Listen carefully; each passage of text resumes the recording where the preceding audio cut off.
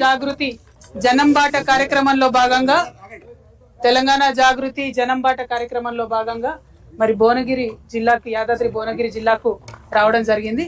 ప్రత్యేకించి ప్రతి జిల్లాలో 2 రోజుల పాటు ఉంటూ ఆయా జిల్లాల్లో ఉన్నటువంటి సమస్యలన్నిటినీ కూడా చూస్తూ ఆ సమస్యల పరిష్కార మార్గాలను వెతుకుతూ ప్రభుత్వాలను నిలదీస్తూ ముందుకెళ్తున్నాము.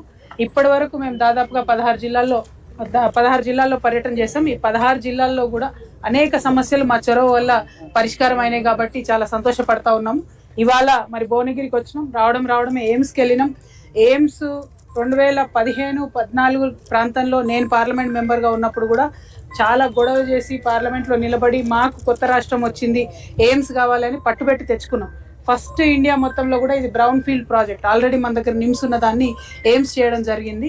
ఆ తర్వాత ఇన్ని సంవత్సరాలకు కూడా 2016లో ఎయిమ్స్ ప్రారంభమైతే ఇన్ని సంవత్సరాలకు కూడా కనీసం అక్కడ ఎమర్జెన్సీ మెడిసిన్ దొరకనటువంటి పరిస్థితి ఉన్నది. ఎవరైనా యాక్సిడెంట్ కేసు పోతే వెనక్కి పంపిస్తున్న పరిస్థితి ఉన్నది. ఆ డైరెక్టర్ గారితో మాట్లాడడం జరిగింది. అల్టిమేట్గా అక్కడ ఉన్నటువంటి ఎయిమ్స్ డైరెక్టర్ చెప్పేది ఏంటంటే, ఎవరైతే ఇప్పుడు గుత్తేదారు ఉన్నారో, కాంట్రాక్టర్ ఉన్నారో, ఆయన బిల్డింగ్లు కట్టడంలో చాలా ఆలస్యం చేస్తున్నాడు.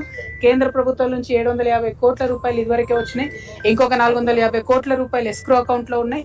అయినా సరే కాంట్రాక్టర్ ఆలస్యం చేస్తున్నాడని చెప్పిన ఈ జిల్లాలో ఉండేటటువంటి ఎమ్మెల్యేలకు, మంత్రులకు నేను రిక్వెస్ట్ చేసేది ఒకటే, దయచేసి ఆ కాంట్రాక్టర్ అనేటటువంటి వాడు తొందరగా అది ఫినిష్ చేసేటట్టు చూడండి. లేకపోతే ఎయిమ్స్ ఉంది కదా అని అక్కడ పోయినా కూడా ప్రాణాలు పోయే పరిస్థితి ఉంది. అంత మంచి ఇన్స్టిట్యూట్ వచ్చినప్పుడు వెంటబడి త్వరితగతిన పనులు పూర్తి చేసుకోవాల్సిన బాధ్యత మన మీద ఉన్నది. ఆ తర్వాత ఇక్కడ RRRకి సంబంధించి మన భువనగిరి టౌన్లోనే, రాయగిరి ఇదివరకు ఊరుగా ఉన్నది టౌన్లో కలిసిపోయింది. ఈ రాయగిరి గ్రామంలో మరి ఇప్పటికే 7-8 దఫాలుగా రకరకాల ప్రాజెక్టుల కోసం ల్యాండ్ ఇచ్చి ఉన్నారు.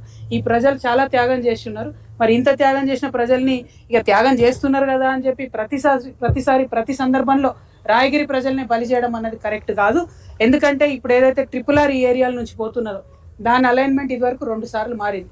ఫస్ట్ టైము యాదగిరిగుట్ట అవతల సైడ్ ఉన్నప్పుడు ఒక అలైన్మెంట్, మళ్ళీ తర్వాత ఇక్కడ ఒక అలైన్మెంట్, ఇప్పుడు 3వ అలైన్మెంట్ కింద ఇది రావడం జరిగింది.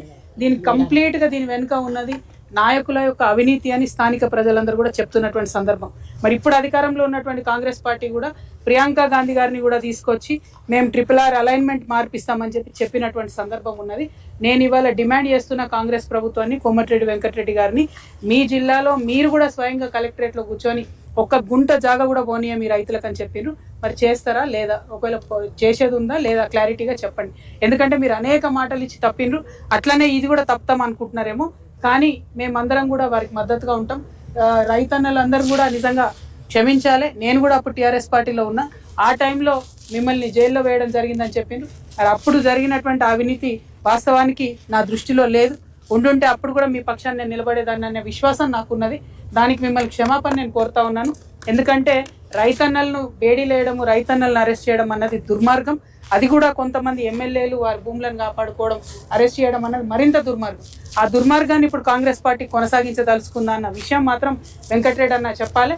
ఖచ్చితంగా కోమటిరెడ్డి గారు నేను డిమాండ్ చేస్తున్నా, ఏదైతే మాట మీరు ఇచ్చారో, మీ నాయకురాలు ప్రియాంక గాంధీ ఇచ్చారో నిలబెట్టుకోండి. ఇక్కడ రైతులు భూమి సస్యమీర ఇయ్యమని చెప్తున్నారు. భూములు ఇచ్చేదే లేదు, అలైన్మెంట్ మార్చాల్సిందే అని పట్టుబడతా ఉన్నాం.